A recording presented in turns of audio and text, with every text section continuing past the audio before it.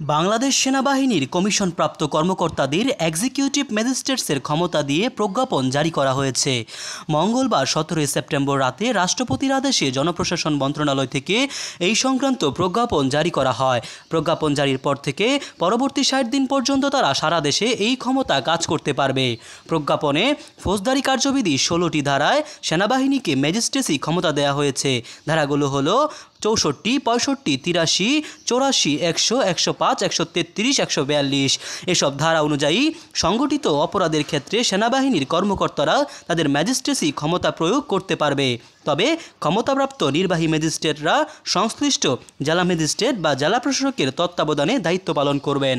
আইনের এসব ধারা অনুযায়ী একজন নির্বাহী বা জুডিশিয়াল ম্যাজিস্ট্রেটের সামনে কোনো অপরাধ সংগঠিত হলে তিনি গ্রেফতার বা জামিন দিতে পারবেন। অর্থাৎ নির্বাহী ম্যাজিস্ট্রেটের দায়িত্ব পাওয়ার এখন দায়িত্ব পালনের সময় সেনা কর্মকর্তাদের সামনে কোনো অপরাধ সংগঠিত হলে অপরাধীদের সরাসরি তিনি গ্রেফতার করতে পারবেন।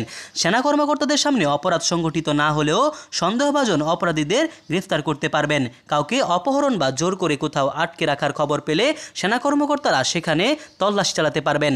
সমাবেশ ছত্রভঙ্গ করার নির্দেশ দিতে পারবেন সেনাবাহিনীর কর্মকর্তারা। ফৌজদারি কার্যবিধির এই ধারা অনুযায়ী একজন নির্বাহী ম্যাজিস্ট্রেট ও থানার ভারপ্রাপ্ত কর্মকর্তা 5 বা তার অধিক ব্যক্তির বেআইনি সমাবেশ ছত্রভঙ্গ করার ক্ষমতাপ্রাপ্ত ব্যক্তি।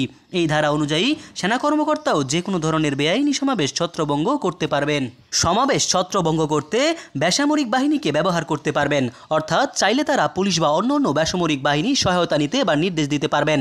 উল্লিখিত ক্ষমতা ছাড়াও যে কোনো নির্বাহী ম্যাজিস্ট্রেটকে মোবাইল কোড আইন 2009 এর অধীনে মোবাইল কোর্ট পরিচালনা করার জন্য সরকার এবং সেই সঙ্গে জেলা ম্যাজিস্ট্রেট দ্বারা সংশ্লিষ্ট এখতিয়ারের মধ্যে ক্ষমতা দেওয়া হয়েছে। এই আইনের অধীনে নির্বাহী ম্যাজিস্ট্রেট তার উপস্থিতি সংঘটিত অপরাধ বা ঘটনাস্থ তার বা তার সামনে উন্মোচিত হওয়া অপরাধগুলো বিবেচনায় নিতে পারবেন। অভিযুক্তের স্বীকারোক্তির পর ম্যাজিস্ট্রেট সংশ্লিষ্ট আইন অনুযায়ী অপরাধীকে সাজা দিতে পারেন, তবে কারাদণ্ডের ক্ষেত্রে তা 2 বছরের বেশি হবে না। মোহাম্মদ সায়েম সরকার, নিউজ বাংলাদেশ 64।